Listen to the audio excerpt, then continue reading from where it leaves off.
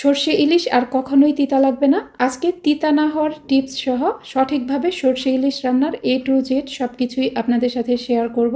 আশা করছি রেসিপিটি আপনাদের একটু হলেও উপকারে আসবে। এর জন্য নিয়েছি একটা ইলিশ মাছ। চেষ্টা করবেন একটু ভালো মানের ফ্রেশ ইলিশ নিতে।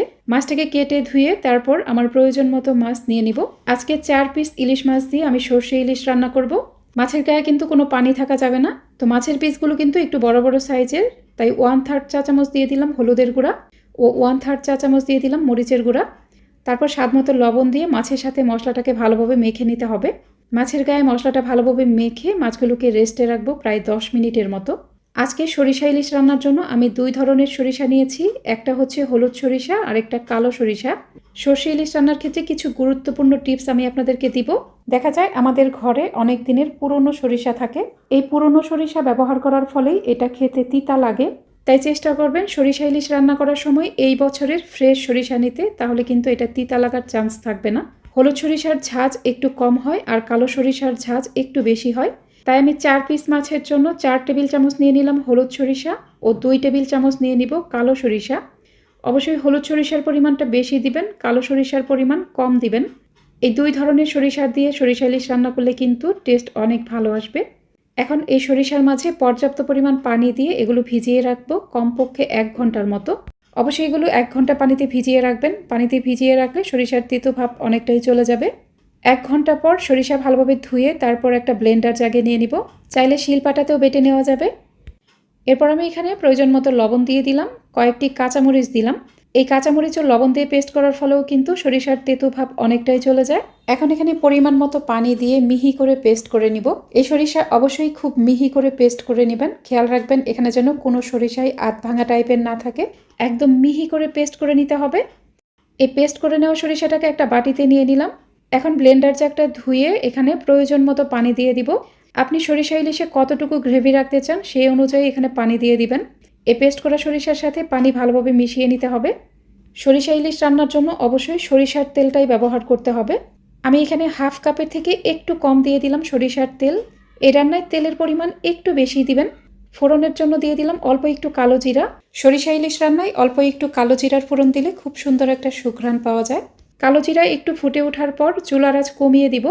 দিয়ে দিলাম 1/3 চা চামচ পরিমাণ হলুদের গুঁড়া ও হাফ চা চামচ দিয়ে দিলাম মরিচের গুঁড়া। এ সময় অবশ্যই চুলার আঁচ কম থাকবে। খেয়াল রাখবেন মশলাগুলো যেন পুড়ে না যায়। হলুদ ও মরিচের গুঁড়া চুলার কম আছে প্রথমে একটু ভেজে নিব। এই মশলা একটু ভেজে নেওয়ার পর অল্প পরিমাণ একটু পানি দিয়ে দিলাম। অল্প পরিমাণ পানি দিয়ে একটু ফুটিয়ে নিব। হলুদ মরিচের গুঁড়া এইভাবে ব্যবহার করার ফলে এখানে সুন্দর একটা কালার আসবে।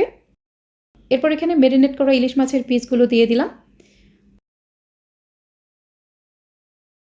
তো মাছগুলো দিয়ে একটু পরেই উল্টে দিব। ইলিশ মাছ খুব সহজেই নরম হয়ে যায়, তাই প্রথম দিকে এটা একটু উল্টে পাল্টে নেবেন। তো 2 পাশে একটু উল্টে পাল্টে নেওয়ার পরেই আমি এখানে সরিষার যে গ্রেভিটা রেডি করে রেখেছিলাম সেটা দিয়ে দিব। আমি কিন্তু এখানে আর কোনো মশলাই ব্যবহার করব না। অনেকেই বলেন এখানে কেন পেঁয়াজ রসুন ব্যবহার করলাম না। সরিষা ইলিশে কখনোই পেঁয়াজ রসুন এগুলো দিতে হয় না। এটাই হচ্ছে সরিষা ইলিশের অথেন্টিক রেসিপি। সরিষা ইলিশে পেঁয়াজ রসুন ব্যবহার করলে একটা এক্সট্রা ফ্লেভার পাওয়া যায়। তাতে ইলিশ মাছের যে একটা নিজস্ব ফ্লেভার সেটা থাকে না। তাই এইভাবে সরিষা ইলিশটা একবার হলেও ট্রাই করে দেখবেন। তো সরিষার গ্রেভি দেওয়ার পর এটা আমি সাথে সাথেই ঢেকে দেইনি। একটু ফুটিয়ে নেওয়ার পর মাছটাকে আরেকবার একটু উল্টে দিয়ে তারপর ঢেকে দিলাম। ইলিশ মাছ সেদ্ধ হতে খুব বেশি সময় লাগবে না। মাঝে মাঝে প্যানটাকে এইভাবে একটু দুলিয়ে দিবেন। তো কিছুক্ষণ পর ঢাকনা খুলে নিলাম।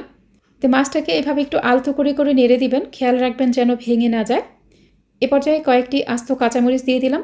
তারপর প্যানটাকে আবারও ঢেকে দিলাম। কিছুক্ষণ পর ঢাকনা খুলে নিলাম। এ পর্যায়ে মাছটা পারফেক্টভাবে সেদ্ধ হয়ে গেছে আর গ্রেভিটাও কিন্তু অনেকটা জাল হয়ে গেছে। এখন লবণ চেক করে কিছুটা লবণ অ্যাড করে দিলাম। চেষ্টা করেছি সর্ষে ইলিশ রান্নার একটা সঠিক রেসিপি আপনাদের সাথে শেয়ার করতে। আপনাদের কাছে আমার রেসিপিটি একটু হলেও ভালো লাগলে অবশ্যই আমার ইউটিউব চ্যানেলটিকে সাবস্ক্রাইব করে পাশে থাকা অল লেখা বাটনটাতে ক্লিক করে রাখবেন। আর যারা ভিডিওটি ফেসবুক থেকে দেখছেন তারা অবশ্যই আমার ফেসবুক পেজটিকে লাইক ও ফলো করে রাখবেন। দেখুন আমার এই গ্রেভিটা কিন্তু পারফেক্টভাবে কুক হয়ে গেছে। উপরে অনেকটা তেল ভেসে উঠেছে। এটা কিন্তু অনেক বেশি ঘন করে ফেলবেন না। যখন দেখবেন উপরে এরকম অনেকটা তেল ভেসে উঠেছে তখন চুলা বন্ধ করে দিবেন। এর থেকে বেশি এটা জাল করবেন না। চুলা থেকে নামিয়ে নেওয়ার পর যখন ঠান্ডা হয়ে যাবে তখন এই ঝোলের ঘনত্বটা কিন্তু অনেকটাই কমে যাবে। ঝোল অনেকটাই টেনে নিবে। এই সর্ষে ইলিশ কখনোই তিতা লাগবে না। শুধু আমার পুরো রেসিপি ফলো করে একবার বাসায় ট্রাই করবেন। এই সর্ষে ইলিশটি খেতে যে কি মজার হয়েছিল আমি আপনাদের বলে বোঝাতে পারবো না। সম্পূর্ণ রেসিপি ফলো করে একবার হলেও ট্রাই করবেন। তারপর অবশ্যই কিন্তু আমাকে কমেন্ট বক্সে জানাতে ভুলবেন না। আজ এখানেই বিদায় নিচ্ছি। সবাই অনেক বেশি ভালো থাকবেন। আল্লাহ হাফেজ।